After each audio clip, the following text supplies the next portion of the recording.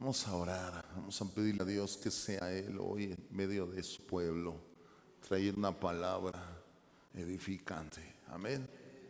Señor, estamos aquí una vez más, porque reconocemos, Dios, que sin ti, Señor, nada podemos hacer. Reconocemos hoy, Padre, que contigo, Dios, hay vida, hay victoria, hay triunfo, hay enseñanza.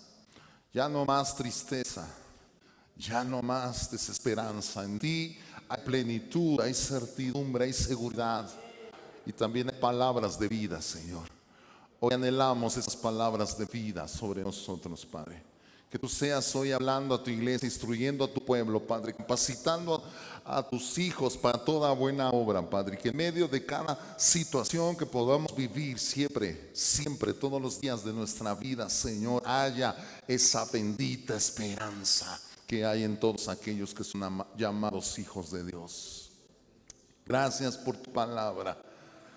Gracias porque tú ya hiciste nuevas todas las cosas. Amén. ¿Cuántos están gozosos, amados? A ver, voltea a ver al que tienes a tu padre, a ver si está gozoso. Amén. ¿Qué toca hoy, amados? Libro de Apocalipsis. Santo Dios. El libro de Apocalipsis siempre ha marcado una división, una línea teológica, una división doctrinal, porque muchos tienen, ¿verdad?, muchas interpretaciones. Antes de empezar con el estudio del libro de Apocalipsis, que lo vamos a hacer en 2 semanas, no es posible, ¿verdad?, poder abarcar tanto en una semana. Quiero que abra su Biblia ahí en el libro de Juan, capítulo 20. El libro de Juan, capítulo 20, le vamos a dar lectura al versículo 31. Vamos a leer desde el 30. Juan, capítulo 20, versículo 30 y 31. Cuando la gente te pregunte cuál es el propósito del libro de Juan, que es el que estamos estudiando los días miércoles, con claridad, con seguridad, tú puedes ir a Juan capítulo 20, versículo 30 y aquí vas a hallar el propósito del libro. Y dice, hizo además Jesús muchas otras señales. ¿Qué hizo Jesús? Señales. El libro de Apocalipsis, ¿qué es? El libro de la revelación de las señales de los últimos tiempos, ¿verdad? Y dice, hizo Jesús además muchas otras señales en presencia de sus discípulos, las cuales no están escritas en este libro, pero estas, refiriéndose a lo que ya se escribió, dice, estas están escritas para que creáis que Jesús es el Cristo, que Jesús es el Hijo de Dios, y para que creyendo tengáis vida en su nombre. No hay otra forma en la cual tú puedas obtener vida eterna si no es a través de Jesucristo. Amén. Así que para los amantes de las señales de los últimos tiempos, aquí hay una señal clara. No hay otro nombre dado a los hombres en los cuales nosotros podamos ser salvos. Jesucristo es nuestra fuente de vida eterna. Ahora vamos a Juan capítulo 2. Juan capítulo 2. Estos 2 versículos me los dio Dios ahorita mientras estábamos alabando y adorando, porque hay mucho escepticismo acerca del libro de Apocalipsis, ¿verdad? Y a muchos les gusta conjeturar sobre qué será la cabeza, las diademas, los cuernos, etcétera, etcétera. Pero bueno, para los amantes de las señales, ¿cuántos amantes de las señales hay aquí? Dice la Biblia en el versículo 11. ¿Tú sabes cuál es la historia que se está narrando aquí en el libro de Juan capítulo 2? Es la conversión del agua ¿en qué contexto hizo esto Jesús? En unas bodas, las bodas de Canaán. Amén. Ahí Jesús transformó el agua en vino. ¿Qué hizo? Un milagro, el primer milagro registrado en la Biblia. ¿Estamos aquí? Esta era una señal. Este primer milagro era una señal. Amén. Y dice en el versículo 11: este principio de señales hizo Jesús en Caná de Galilea y manifestó su gloria. Y sus discípulos creyeron en él. Wow. Para los amantes de las señales de los últimos tiempos, aquí hay una señal, pero una señal que hizo Jesús en el principio de su ministerio. Dijo, y este principio de señales hizo Jesús para manifestar su gloria y para que los discípulos creyeran en él. Y para que creyendo en él, dilo fuerte, tengan vida eterna. 66 libros, una sola historia. La historia de Jesucristo. Solamente en él hay vida. Amén. Conjeturando ahí un poquito, cuando Jesús hizo ese milagro ahí en Caná de Galilea, los discípulos estaban esperando al Mesías. Y cuando Jesús se les aparece con este tipo de manifestaciones y manifestando ahí la conversión del agua en vino, puedo creer que Él les dijo, a partir de ahora, a ustedes que son hechos mis discípulos, no les va a faltar nada. Si yo soy capaz de transformar una agua en vino para una fiesta de una boda, no les va a faltar nada. ¿Tú crees eso? Libro de Apocalipsis.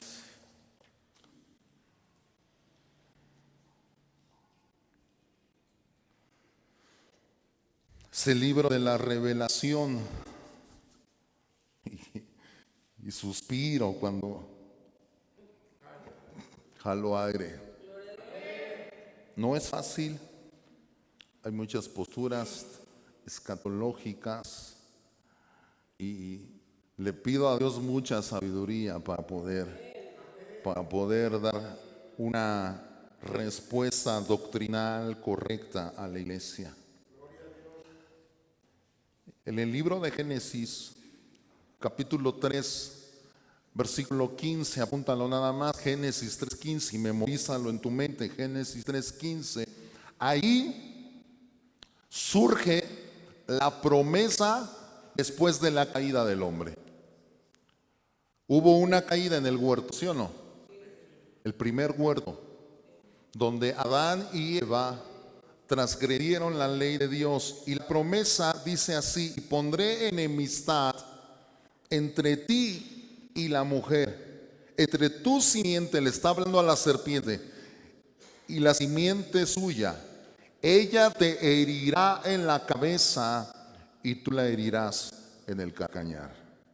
En Apocalipsis capítulo 12, versículo 9, dice allí: y fue lanzado fuera el gran dragón, la serpiente antigua, que se llama Diablo y Satanás, el cual engaña al mundo entero. Fue arrojado a la tierra y sus ángeles fueron arrojados con él. Así que nosotros aquí podemos ver el cumplimiento de esta profecía que se hizo en Génesis capítulo 3, versículo 15. En el libro de Apocalipsis, ahí mismo 12:17, dice: entonces el dragón se llenó de ira contra la mujer y se fue a hacer guerra contra el resto de la descendencia de ella, los que guardaron los mandamientos de Dios y tienen el testimonio de Jesucristo. Génesis nos presenta el paraíso perdido Y Apocalipsis nos presenta el paraíso recuperado. Amén.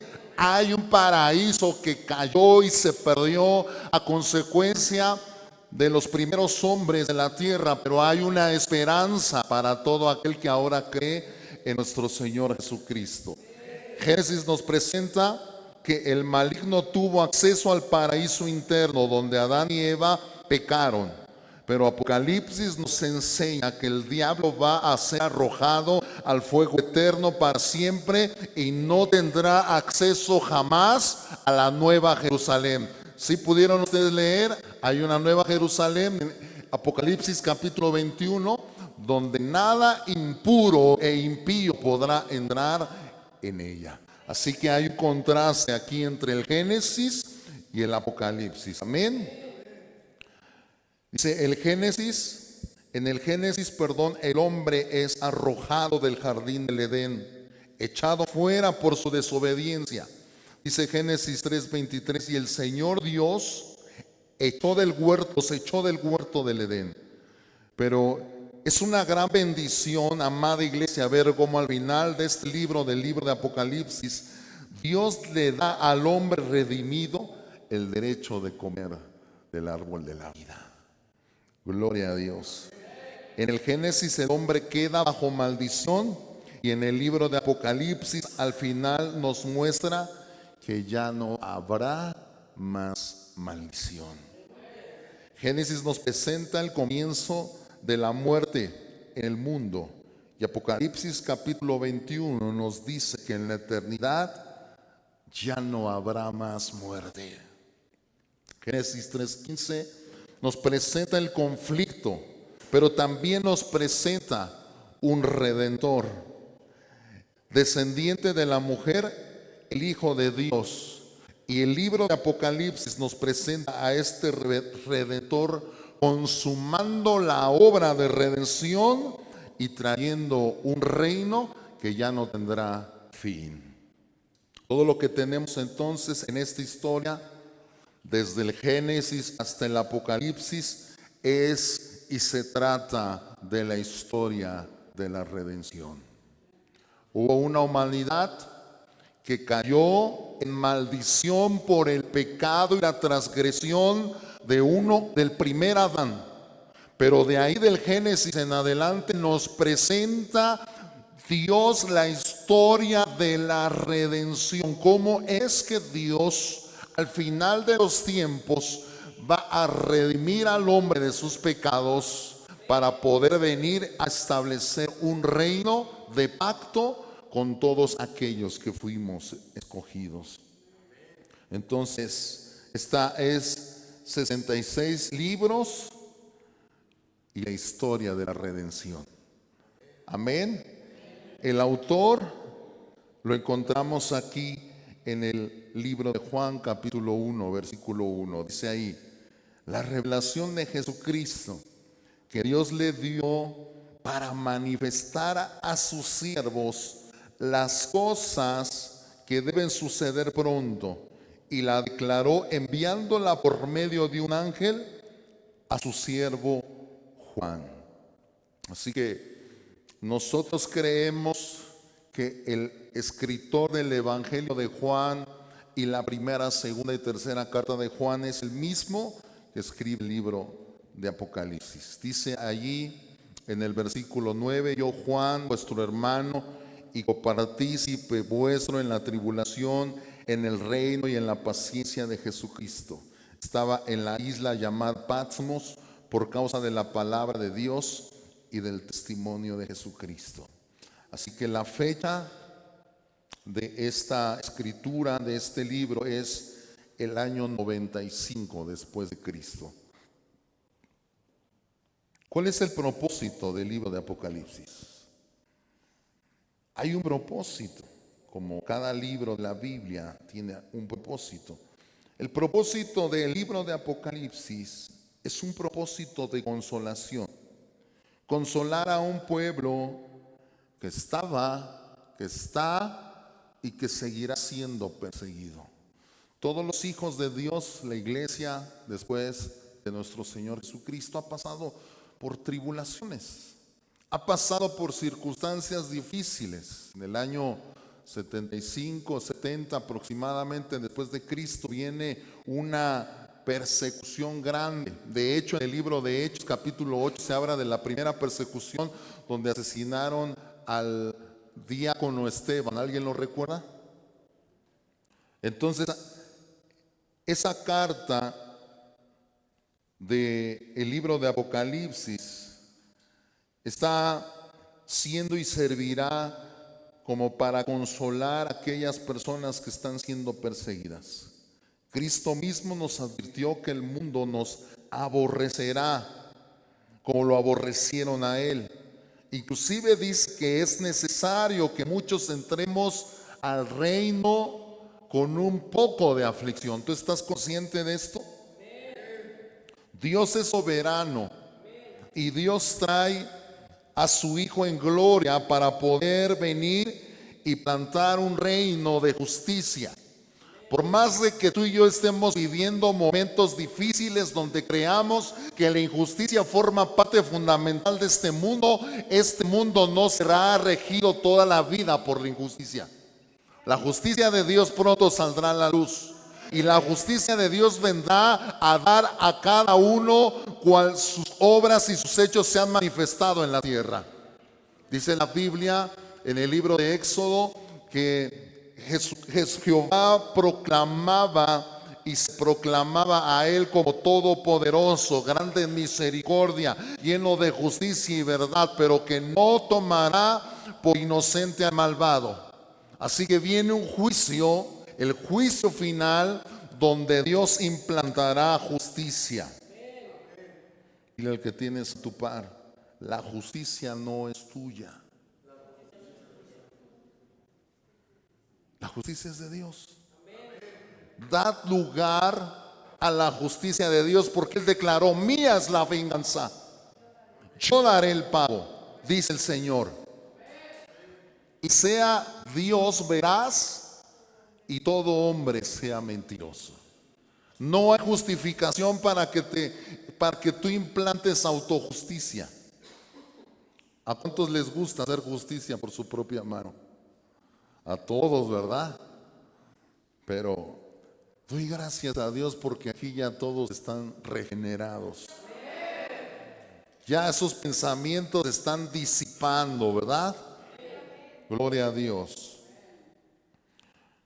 Juan escribe a las 7 iglesias de Asia Menor para recordarles la victoria de Cristo. Cristo es nuestra victoria. Dios promete castigar a los impíos, librar a los justos y en todos estos actos Él recibir gloria. Es un libro trascendente a lo largo de los siglos. Ha servido de ánimo, de motivación y que podamos confiar en la plena divinidad de nuestro Señor Jesucristo. ¿Cómo podemos entonces identificar este libro?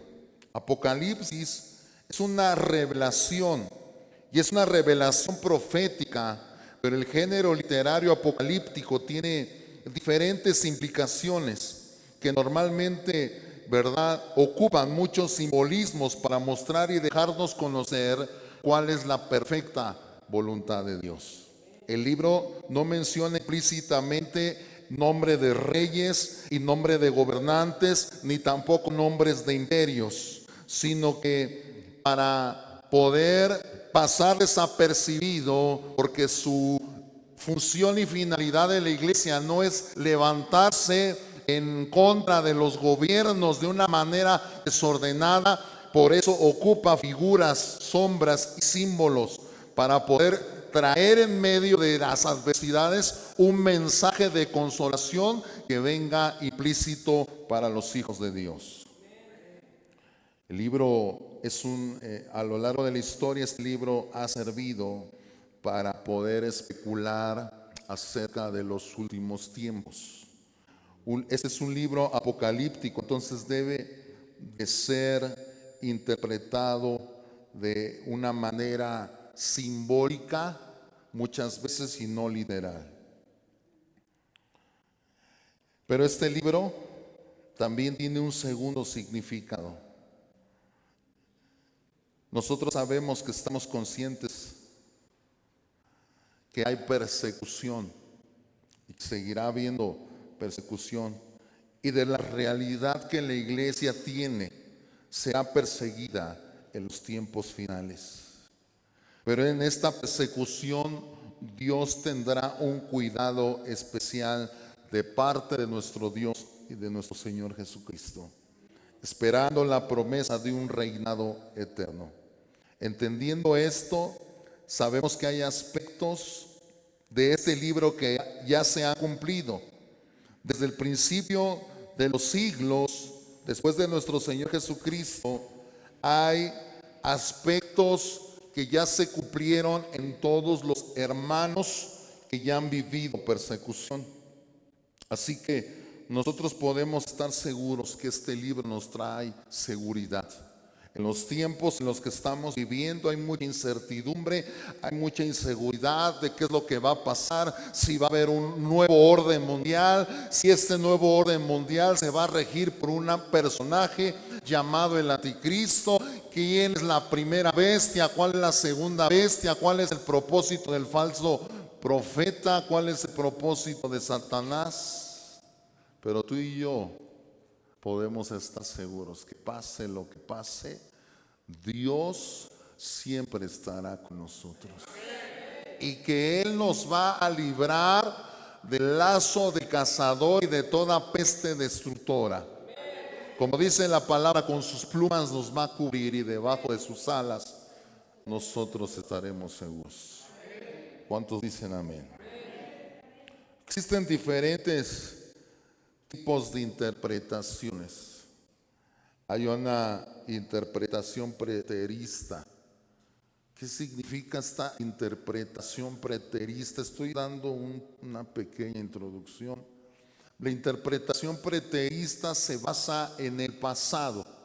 Declara que todos los acontecimientos que están estipulados en el libro de Apocalipsis en su mayoría ya se cumplieron.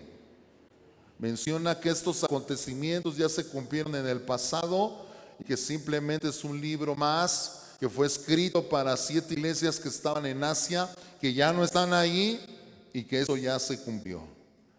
Otra postura es la postura de interpretación futurista.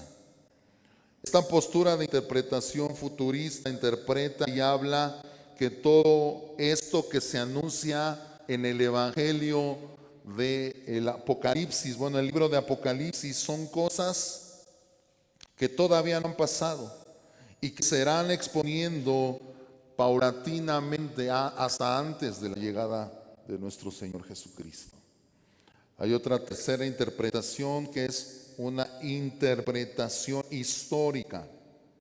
Estos pensaban que esta interpretación estaba ya sobre de ellos. Esta interpretación histórica era como que subsecuente a la caída del Imperio Romano. El Imperio Romano cayó, ellos estaban sufriendo y eso estaba pasándoles ya en ese momento a ellos. Hay otra interpretación que es interpretación idealista. Y en esta interpretación idealista hay un conflicto que se originó en el Génesis 3:15, como ya lo hemos mencionado. Y ese conflicto ha llevado a lo largo de todas las épocas y de todas las edades a que haya una identificación de quiénes son los hijos de Dios. Los símbolos de este libro son señales que se aplican a todos los cristianos en todas las épocas de la historia. La simbología de este libro es tomada de los profetas del Antiguo Testamento para dar luz sobre el significado del libro, de manera que es relevante este libro del Apocalipsis para los creyentes del primer siglo, tanto como los creyentes del siglo XXI. O sea, esta interpretación dice que el libro de Apocalipsis ha servido para todos los cristianos de todas las épocas y que en cada persecución se aplica para todos los cristianos, ¿verdad? Y que habrá, así como juicio, habrá salvación. Así que ruego a Dios que en el transcurso de estos mensajes nosotros nos vaya dando Dios iluminación para poder adquirir una postura correcta del libro de Apocalipsis. Estructura del libro de Apocalipsis. La podemos trazar en 11 puntos.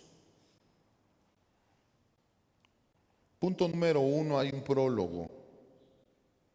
Y esto lo vemos en el capítulo 1. Todo el capítulo 1 es el prólogo.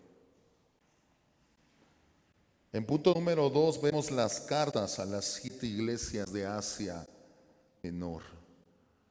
Cartas a las 7 iglesias de Asia Menor. Esto lo vemos en el capítulo 2 y capítulo 3.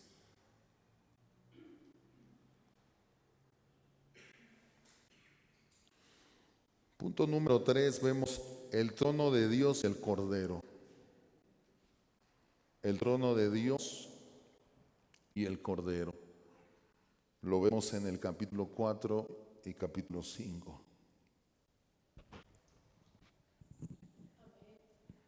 Punto número 4, vemos los 7 sellos. Los 7 sellos. Esto lo vemos del capítulo 8, versículo 6, al capítulo 11, versículo 19.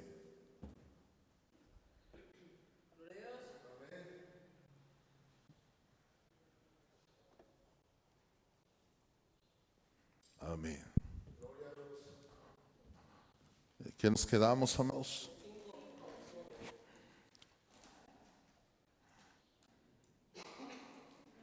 Sexto punto, en el quinto punto, tenemos las 7 trompetas. Que es del capítulo 8, versículo 6, al capítulo 11, versículo 19. Entonces me equivoqué ahí. Estos puntos eran del punto 5. Y en el punto 4 es capítulo 6 al 8. Estaba viendo a ver si estaba poniendo atención. El punto 4 es del capítulo 6 al 8. Y el punto 5 son las 7 trompetas del capítulo 8, versículo 6 al capítulo 11, versículo 19. Punto 6, las 7 visiones. Esto es del capítulo 12, versículo 1 al capítulo 15, versículo 4.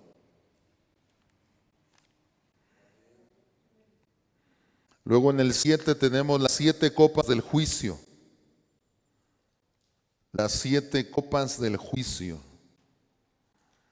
Y esto lo tenemos del capítulo 15, versículo 5 al capítulo 16, versículo 21.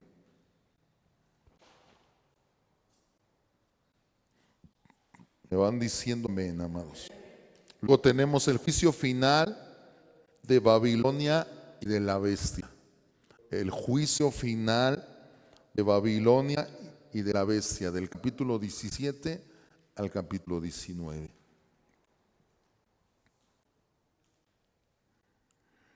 Punto número 9, tenemos el milenio y el juicio final. Esto lo tenemos en el capítulo 20.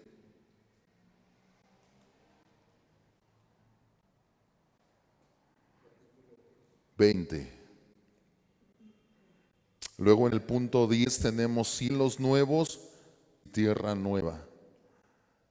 Capítulo 21 al capítulo 22, versículo 5.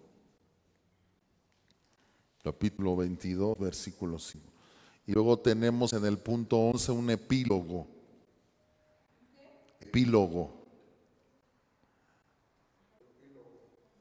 Esto lo tenemos al final del capítulo 22, después del versículo 6. Así que hoy vamos a tocar unos puntos nada más hasta donde Dios nos dé. Es extenso todo este estudio, pero viéndolo con ojos nuevos no es tan místico como lo hemos creído ver, ¿verdad? Las cosas. ¿Cuántos estudiaron en la semana su libro? En el prólogo. El prólogo podemos decir que es una manera gloriosa de ver a nuestro Señor y Salvador Jesucristo. ¿Dónde deben de estar puestos nuestros ojos? Dice el libro de Hebreos, puestos nuestros ojos en el autor y en el consumador de la fe. Amén. Ahí deben de estar puestos nuestros ojos. Pero muchas veces nosotros no tenemos la conciencia suficiente de quién es ese en el cual tenemos puestos nuestros ojos. Vienen las circunstancias, vienen los problemas, vienen las situaciones difíciles y como que creemos que Dios ya no es todopoderoso. O como que creemos que Dios nos abandonó. O como que creemos que Dios se volteó de repente y se descuidó de nosotros. ¿Te ha pasado alguna vez esto? ¿Que has creído que Dios se ha olvidado de ti? A lo mejor de una manera completa, pero sí de repente tus acciones demuestran que tu confianza no está puesta en Cristo. Tus palabras proclaman, Él es mi Dios, Él es mi Señor.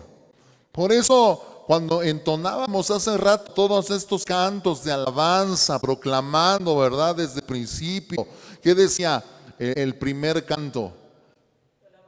Te alabaré, mi buen Jesús, ¿sí o no? Y cuando proclamaba que te alabaré, pues qué difícil es proclamar eso cuando estamos viviendo situaciones difíciles. Cuando estás que todo sale bien. ¿A cuántos les ha ido que todo sale bien así en un día? Que dices, wow, Dios, no merezco tanto. Eres bien argentino, sencillito. Dios, es que tu misericordia es tan grande. Ténganme paciencia porque no vamos a ver tantos puntos hoy como ustedes creen, ¿eh? Ya muchos estaban afilando el diente para... No, yo quiero que ustedes estén hoy aquí con esta conciencia. ¿Quién es Dios? Es un Dios glorioso. Y algo que tú tienes que entender claro, como hijo de Dios, como parte de casa del alfarero, es que tienes que aprender a alabar a Dios con todas sus virtudes, con todas sus cualidades. Las cualidades y las virtudes de nuestro Dios y Señor, escúchalo bien, son inalterables. Y eso se lo tienes que predicar constantemente a tu alma. Porque tu alma de repente se frustra porque cree que la soberanía de Dios menguó. Por eso proclamamos siempre en todo momento que el gozo del Señor, que es nuestra fortaleza, es la proclamación de que Cristo reina en el mismo trono cuando yo estoy en el desierto que cuando yo estoy en la fiesta. El gozo del Señor es la proclamación de nuestro aspecto físico, de saber que Él vive, que Él es el alfa, el omega, el principio y el fin, el que era, el que es y el que ha de venir, el todopoderoso, el que no cambia, el que no tiene una palabra ayer y otra hoy, el que ha dicho y va a hacer. Y tu cara, ¿cómo está tu cara gozosa? Ay, Dios bendito. Esa cara gozosa debe de regir tu vida. no es un acto emocional, es un acto soberano, revelado en nuestro entendimiento y bajado a nuestro corazón, de saber que tenemos a un Dios glorioso, que siempre tiene cuidado de nosotros, que siempre está al pendiente de nosotros. Por muy caídos que estemos, no estamos derribados. Por muy achicopalados que nos sintamos, no estamos destruidos. Él nos va a levantar. Él permanecerá en todo momento ante su iglesia siendo fiel. Y eso lo tienes que tener presente bien claro, amada iglesia. Hay un Cristo y tú lo tienes que ver de una manera gloriosa. No sé si tú alcanzas a leer y a comprender la magnitud del capítulo 1 de Apocalipsis. Vamos a leerlo rápidamente ahí, los primeros versículos. Dice Juan, versículo 4: a las 7 iglesias que están en Asia, gracia y paz a vosotros, del que es y que era y que ha de venir. ¿Qué significa esto? Del que es, del que era y del que ha de venir. Está hablando acerca de la eternidad y de la fidelidad de Dios, porque Él dijo que iba a venir solo.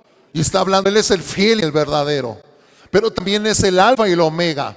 En Él no habita el tiempo, Él es eterno. Y dice, y a los 7 espíritus, fíjate, dice, del que es y que era y que ha de venir. ¿A quién se refiere? ¿A quién? Cristo, seguro. Es Dios el Padre. Y dice, y a los 7 espíritus. ¿A qué se refiere con los 7 espíritus? Al Espíritu Santo. Amén. Aquí vemos la Trinidad que está delante del trono. Y versículo 5, ¿qué dice? Y de Jesucristo, el testigo fiel. ¿Está la Trinidad aquí implícita? Jesucristo, el testigo fiel, el primogénito de los muertos y el soberano de todos los reyes de la tierra, el que nos amó y nos lavó de nuestros pecados con su sangre. Ya con esto nos podemos ir hoy a su casa bien servidos.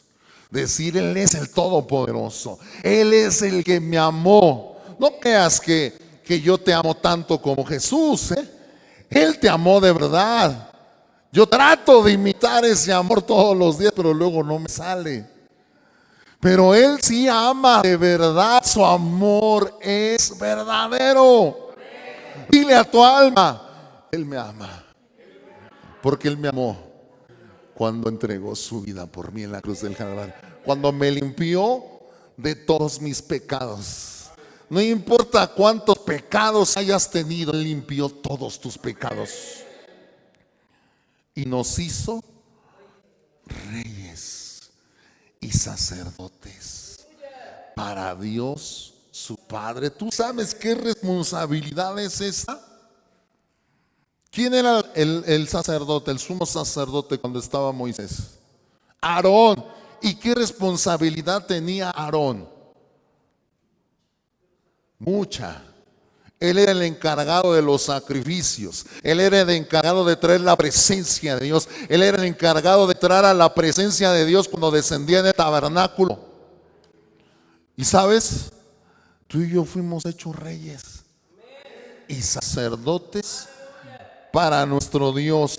A Él sea gloria, imperio por los siglos de los siglos. He aquí que viene con las nubes y todo ojo le verá, y todos los que le traspasaron y todos los linajes de la tierra harán lamentación por Él. Sí, amén. Yo soy el alfa y el omega, yo soy el principio y el fin, dice el Señor, el que es, el que era y el que ha de venir, nada más y nada menos que el Todopoderoso. Gloria a ti, Señor. Tú eres el Todopoderoso. Tú eres mi Rey. Yo, Juan, vuestro hermano y copartícipe vuestro en la tribulación, en el reino y en la paciencia de Jesucristo. O sea, que el reino de Dios viene y se establece con poder y autoridad, viene y se establece ante el Rey que es todopoderoso, pero el reino de Dios no quita la tribulación, ni la adversidad, ni el dolor, ni el sufrimiento. Ni en Génesis, ni en Mateo, ni en Romanos, y tampoco en Apocalipsis. Y yo pensaba que al final de los libros, ya iba a descansar. Vas a descansar, pero confiando en que Él está a control. Estaba en la isla llamada Pasmos por causa de la palabra de Dios y el testimonio de Cristo. No estaba ahí por mala conducta, no estaba ahí por castigo, no estaba ahí porque era que le gustaba el dolor. Estaba ahí por consecuencia de predicar la palabra. Dice, yo estaba en el Espíritu en el día del Señor y oí detrás de mí una gran voz como de trompeta que decía, yo soy el Alfa y el Omega, el primero y el último. Escribe en un libro lo que ves y envíalo a las 7 iglesias que están en Asia: a Efeso, a Esmirna, Pérgamo, a Tiatira, a Sardis, a Filadelfia y a la Odisea. Y me volví para ver la voz que hablaba conmigo, y vuelto vi 7 candeleros de oro, y en medio de los 7 candeleros a uno semejante al Hijo del Hombre, vestido de unas ropas que llegaba hasta los pies, y ceñido por el pecho con un cinto de oro. Su cabeza y sus cabellos eran blancos, como la blanca lana, como nieve, sus ojos como llama de fuego. Esto hace referencia a Daniel capítulo 7, versículo 9, para los que están apuntando. Y sus pies semejante al bronce bruñido, refulgente como en un horno, y su voz como estruendo de muchas aguas, como el estruendo de muchas aguas. ¿Tú has oído la voz de Dios? Es más poderosa que cualquier voz. Alguna vez el diablo me susurró al oído y me dijo, ¿dónde está tu Dios? Todo mi cuerpo se estremeció. Pero cuando yo leo que la voz de Dios es como un estruendo de muchas aguas, no se puede comparar el gran poder y la autoridad de un Dios que vive y que reina por los siglos de los siglos. Dice la palabra de Dios que el diablo anda como un león rugiente, pero anda, dile al que tienes a tu lado, anda. No es un león rugiente, él anda como un león rugiente, pero tú tienes a un Dios que es el león de la tribu de Judá. Él ruge y toda lengua confiesa que Él es el Señor. Gloria a Dios. Toda lengua confiesa que Jesucristo es el Señor. Si tu problema es grande, preséntale al león de la tribu de Judá. Si tu situación se complica, preséntale a tu Dios que es todopoderoso. No temas, no desmayes, no tengas tu cara así como de conmiseración. Levántate del nombre de Cristo Jesús. Tú tienes a un Dios que te ha hecho rey y sacerdote. Tú tienes a un Dios que se ha levantado por ti con poder y autoridad. Te ha enviado a representar un reino de poder y de gloria. Tú no temas hoy en esta mañana, dice tu Dios, porque yo estoy contigo. Tú estás en mis manos. Yo no he perdido ni una sola batalla, ni nunca perderé una sola batalla. Él es el que era, Él es el que es y Él es el que ha de venir.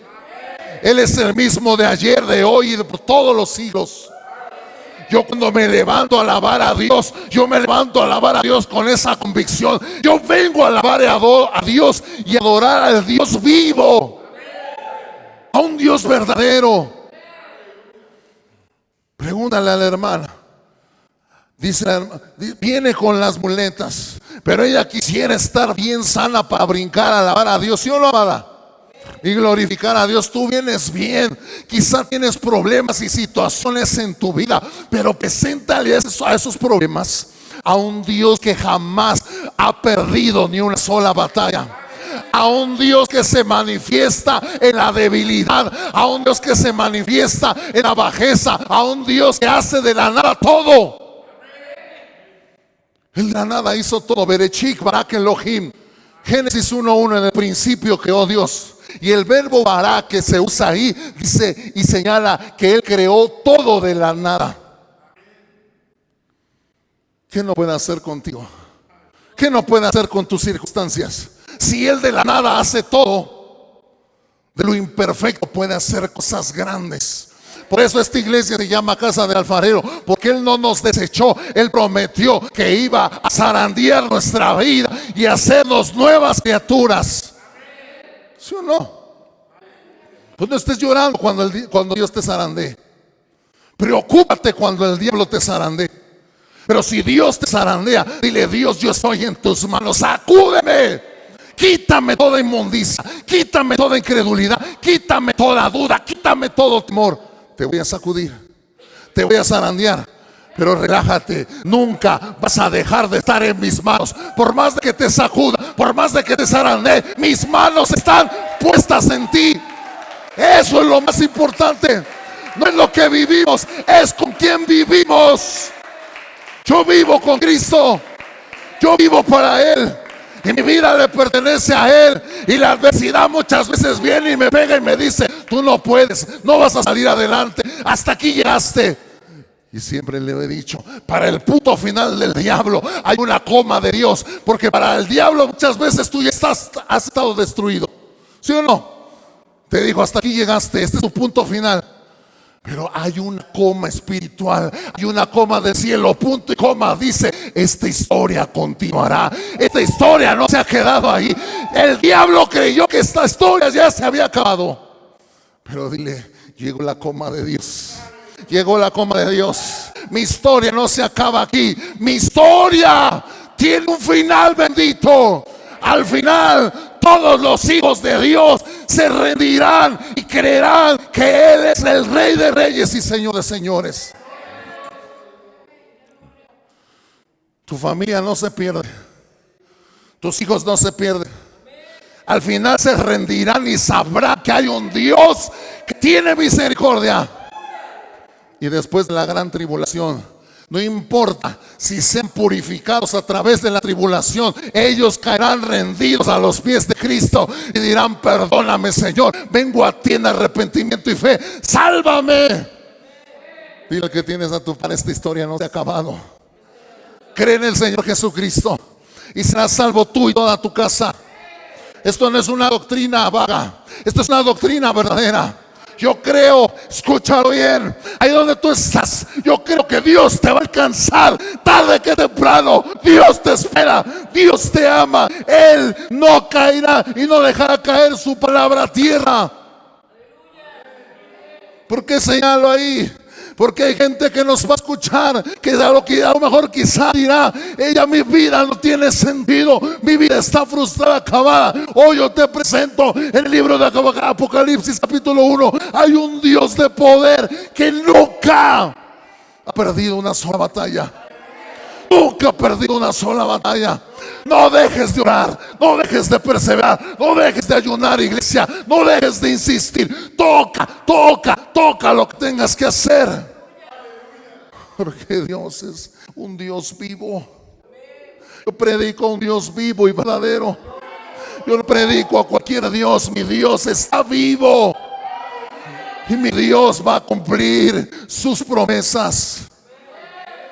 ¿Estás aquí? Así que tu mentalidad cuando vengas entrando por las puertas de los atrios debe de ser una mentalidad diferente. Debes de ir con todo y decir: yo voy a alabar, a glorificar al único Dios vivo y verdadero. Mi Dios no está vivo, mi Dios tiene ojos y ve, tiene oídos y oye. Yo también estoy vivo. Tú estás vivo. Pues actúa como tal.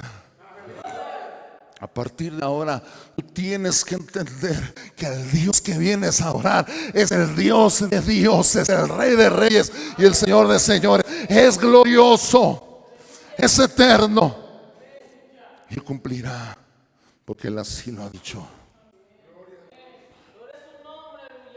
Y me volví para ver la voz que hablaba conmigo, versículo 12. Y vuelto, vi 7 candeleros de oro, y en medio de los 7 candeleros a uno semejante al Hijo del Hombre, vestido de una ropa que llegaba hasta los pies y ceñido por el pecho con un cinto de oro. Su cabeza y sus cabellos eran blancos como blanca lana, como nieve, sus ojos como llama de fuego, y sus pies semejantes al bronce bruñido, refulgente como en un horno, y su voz como estruendo de muchas aguas. Ezequiel capítulo 1 versículo 24 hace referencia a esto. Tenía en su diestra 7 estrellas, de su boca salió una espada aguda de 2 filos, y su rostro era como el sol cuando resplandece en su fuerza. Cuando le vi, caí como muerto a sus pies, y él puso su diestra sobre mí diciendo: no temas, yo soy el primero y el último, el que vivo y estuve muerto, mas aquí vivo por los siglos de los siglos. Y tengo las llaves de la muerte y del Hades. Escribe las cosas que has visto y las cosas que son y las que han de ser después de estas. El misterio de las 7 estrellas que has visto a tu diestra, y los 7 candeleros de oro son las 7 estrellas, son los ángeles de las 7 iglesias. Y los 7 candeleros que has visto son las 7 iglesias. De lo que está hablando es un tiempo glorioso donde la manifestación de la misma gloria de Dios cae sobre este apóstol para que él pueda entender lo que va a escribir. Él no va a escribir cualquier palabra, él no va a escribir cualquier cosa, él va a escribir una revelación que es poderosa. Pero primero la tiene que sentir, la tiene que experimentar. No es lo mismo decir yo tengo un Dios poderoso que decir yo he visto a mi Dios poderoso. Mi Dios, el Dios todopoderoso, se ha manifestado en mi vida y Él ha hecho cosas grandes conmigo. Es lo que estaba pasando. El apóstol Juan ya estaba de mayor edad, pero antes de morir experimentó esa gloria poderosa, esa gloria que le sacudió, que lo hizo caer como muerto, para poder dar ese mensaje poderoso. Gloria a Dios. El Hijo y el Padre comparten los mismos atributos divinos. Nuestro Señor Jesucristo es Dios. Estamos aquí. Del versículo 9 al versículo 20, Juan fue comisionado a escribir para testimonio. Gracias, hija. La persecución y la tribulación son nuestra realidad.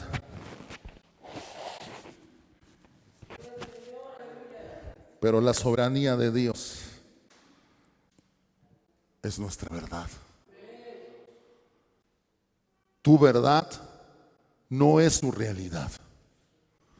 Tu realidad, quizá hoy estás pasando por enfermedad. Quizás estás pasando por situaciones difíciles. No sé qué es lo que tú estés pasando, pero creo que todos y cada uno de los que estamos aquí estamos pasando diferentes situaciones. Esas serán tus realidades. Pero tu verdad es Cristo. Tu verdad es Cristo y lo que dice su palabra. Así que predícate todos los días. ¿Quién es Dios? ¿Quién es Cristo? Y que Él es soberano. Y que Él regresará y reivindicará todo lo que está torcido. Se enderezará y toda lengua confesará el reino de Dios. Por eso le dice: no temas. Yo soy el primero y el último. Nuestro mundo puede estar siendo sacudido y puede hacerse 1000 pedazos, pero no temas. Él es el mismo de ayer y de los siglos. Punto número 2. El mensaje a las 7 iglesias. Esto lo vemos en el capítulo 2 y capítulo 3. 7 iglesias que creo que no significan 7 iglesias físicas, sino el número 7 habla de plenitud. Y creo que estas 7 iglesias son la iglesia en su plenitud de todas las edades, de todos los tiempos. Es una iglesia universal. Cristo reprende y tiene tratos fuertes con todas las iglesias.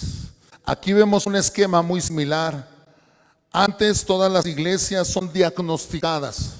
Cada iglesia tiene un diagnóstico, pero ese diagnóstico viene acompañado de un remedio. Dios no solamente te dice: tú estás fallando en esta situación y no me gusta lo que tú estás haciendo, sino Él te dice de qué manera lo puedes hacer mejor. Y al final siempre hay una promesa para los vencedores. ¿Cuántos vencedores hay aquí? Siempre hay una promesa para ti. Pero deja todo lo que no le agrada a Dios. ¿Estás aquí?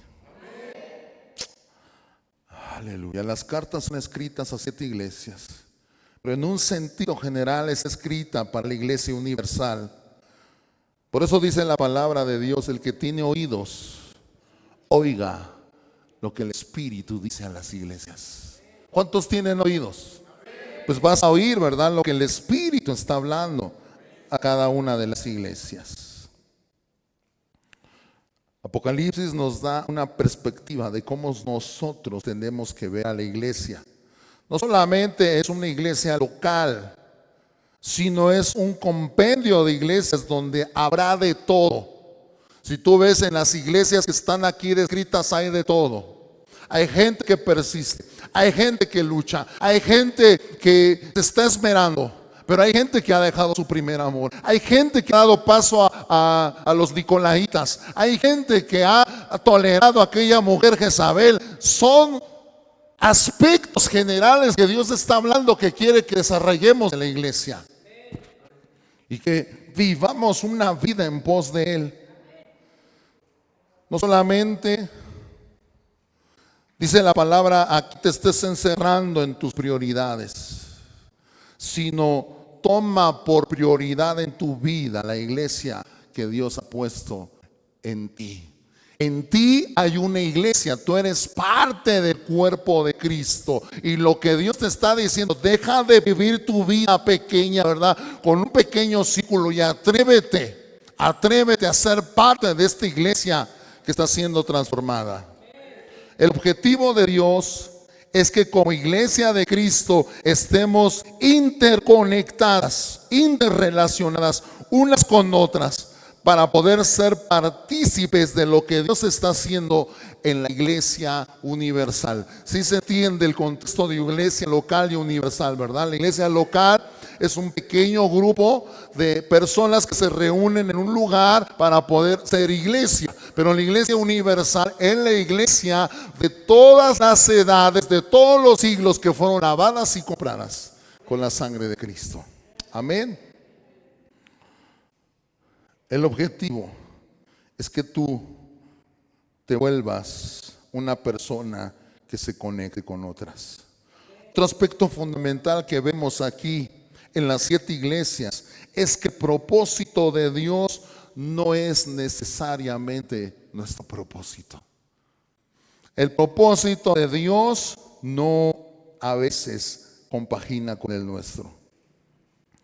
El propósito de Dios no es sacarte de la pobreza, ni es evitarte el dolor y que todos estemos felices en base a que no nos falta nada y que no sufrimos. El propósito de Dios va mucho más allá.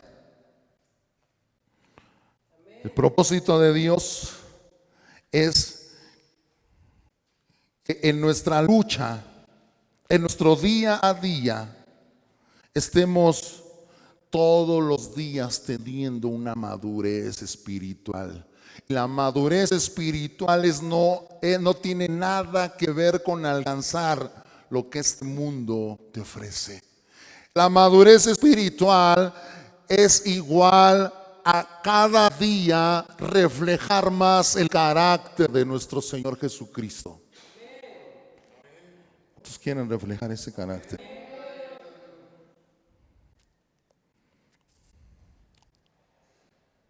El trato que Dios está teniendo con su pueblo nos lleva, escúchalo bien, a conocerlo más a Él, a apreciar más a Cristo y poder dedicarnos a la obra de Dios con esta mentalidad, proclamando este evangelio que es hermoso y locura. Hermoso para nosotros y locura para aquellos que no creen. Pero el propósito de Dios a estas 7 iglesias es desarraigarlas de toda esta corrupción espiritual que se estará viviendo en estos tiempos. Y la corrupción espiritual comienza por estar anhelando lo que Dios no quiere que tú anheles. Y te tiene que desarraigar. Hoy es que esto es importante.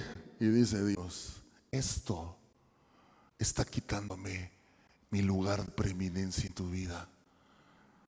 Te lo quito para que me veas más hermoso a mí. Para que lo único que anheles es mi presencia, dice Dios. ¿Duele? Pero es necesario.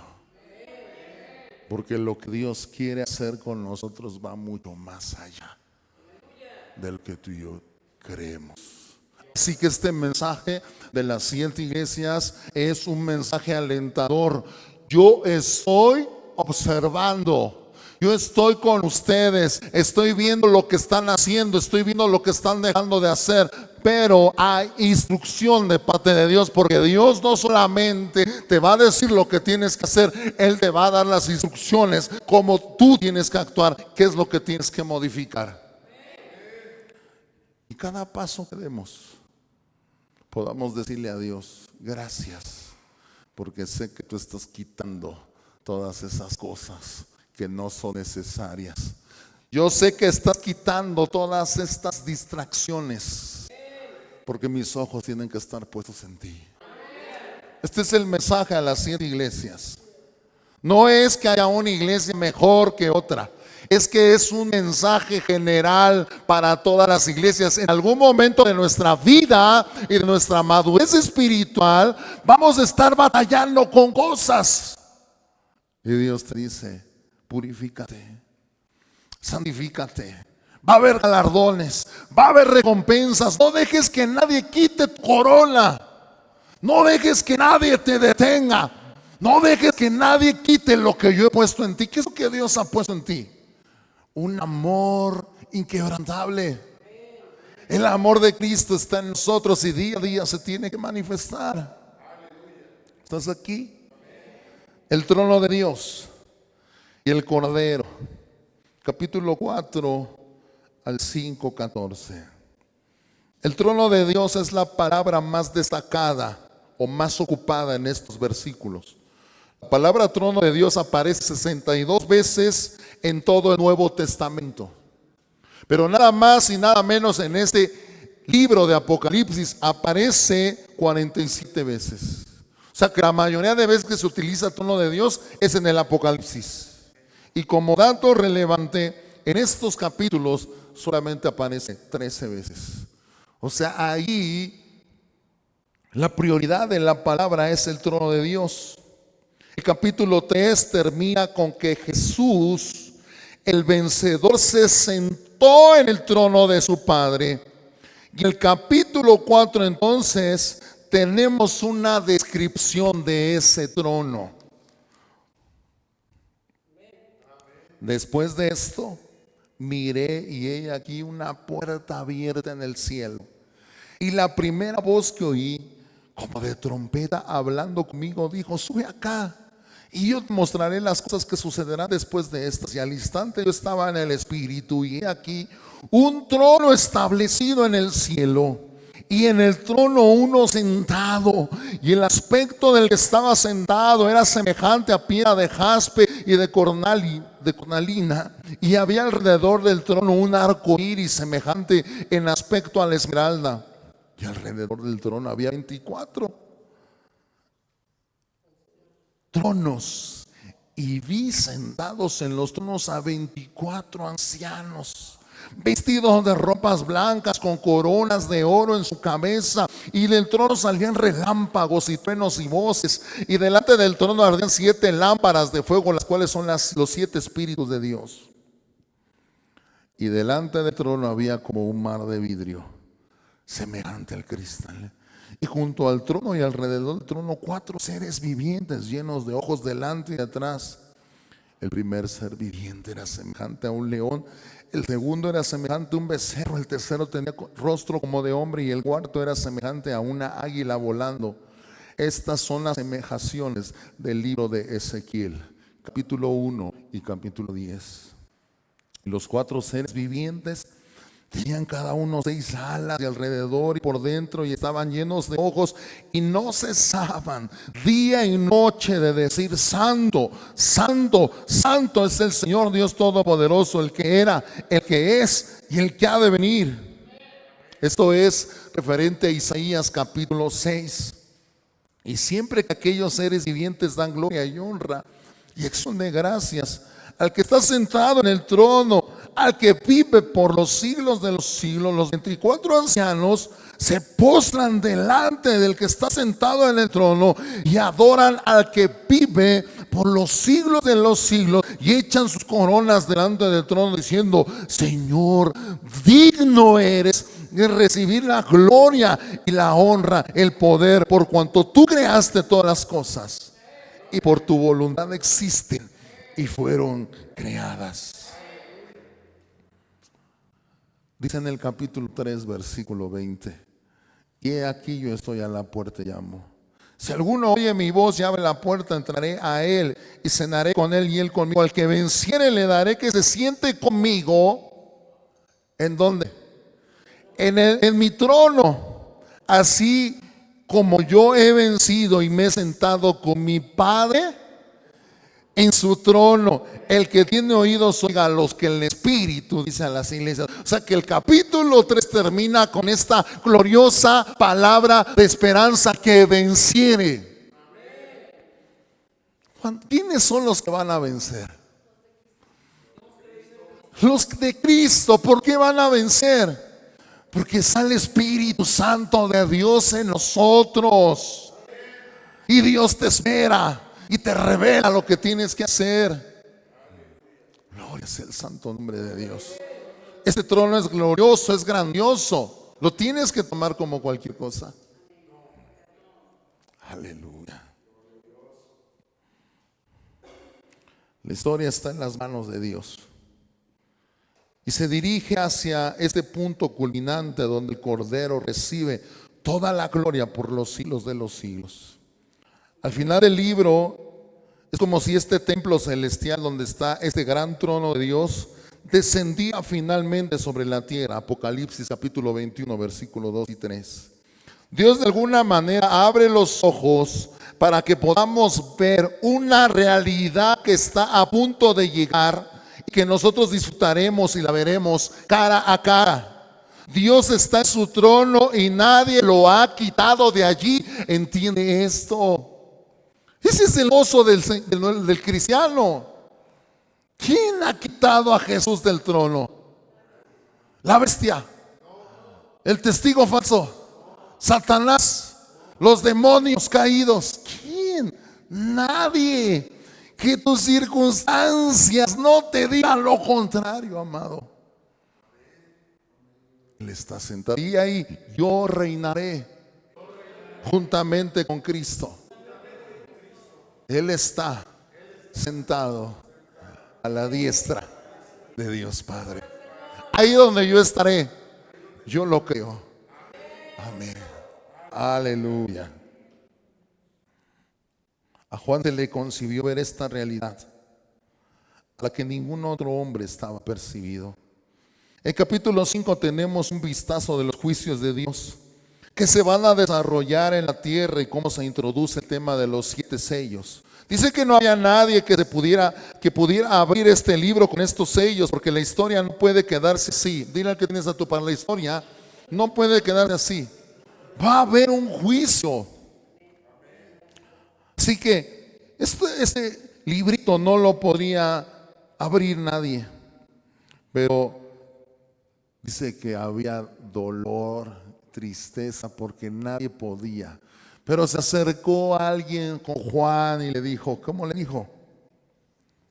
Y lloraba yo mucho, versículo 4, porque no había hallado ninguno digno de abrir el libro, ni de leerlo, ni de mirarlo.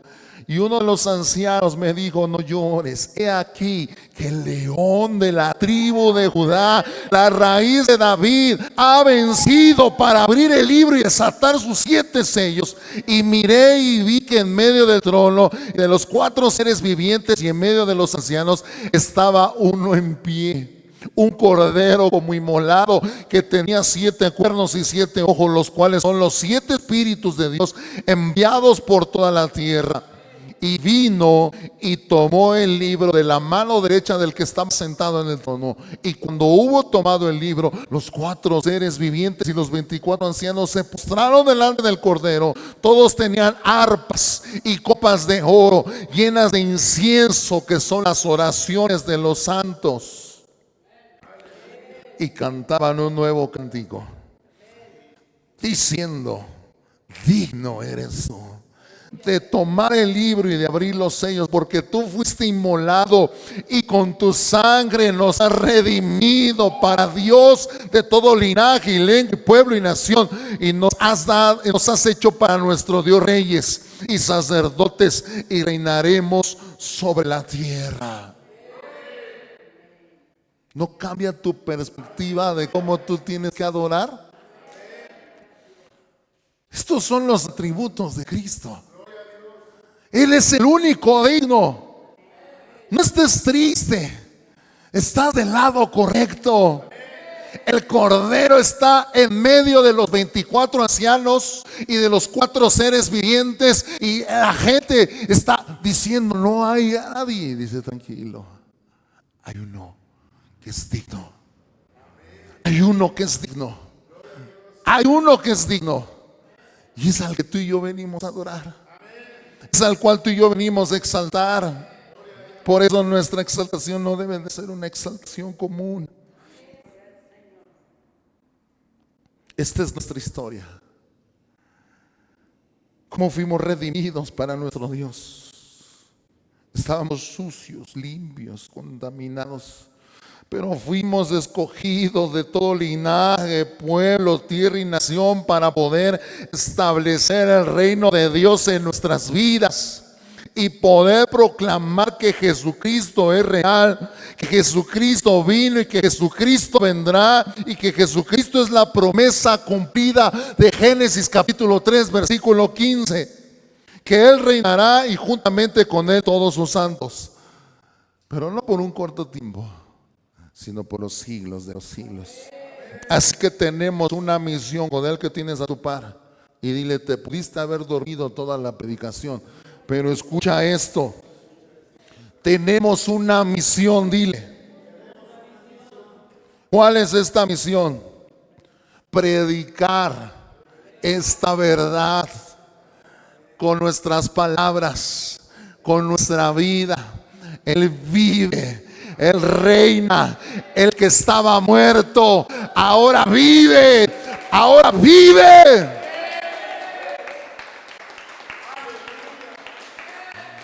No importa cómo estábamos, no importa de dónde te sacó, de dónde me sacó Dios. Si estabas más mugroso, es más grande el poder de Dios, porque el poder de Dios se perfecciona en nuestra flaqueza. Y donde sobreabundó la gracia, había pecado, ¿verdad?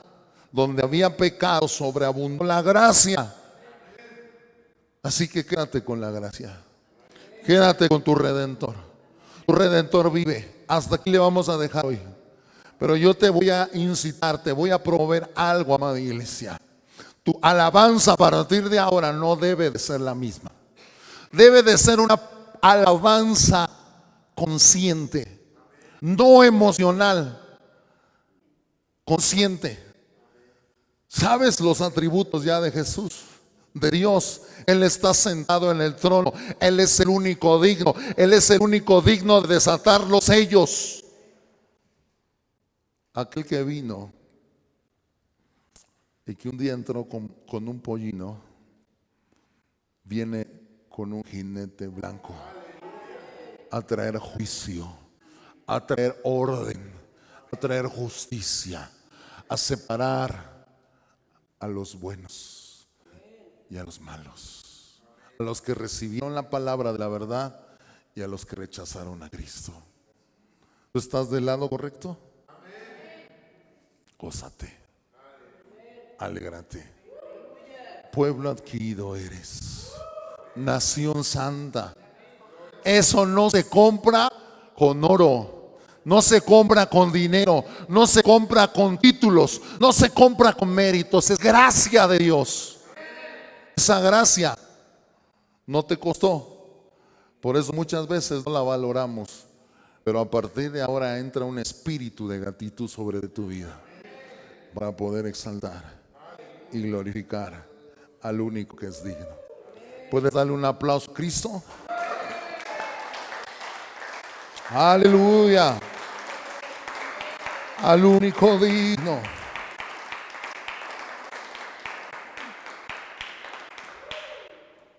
Amén.